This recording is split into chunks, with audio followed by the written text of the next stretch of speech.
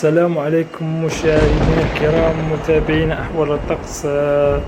كما تشاهدون بداية دخول هذه السحب على الجهة الغربية الوطن والولايات الساحلية، وهذه السحب النوع هذه من السحب ينذر بعواصف رعدية، وهذه السحب الركامية تتسبب في أمطار غزيرة في فترة قصيرة، وربما تكون مرفوقة بحبة البرد.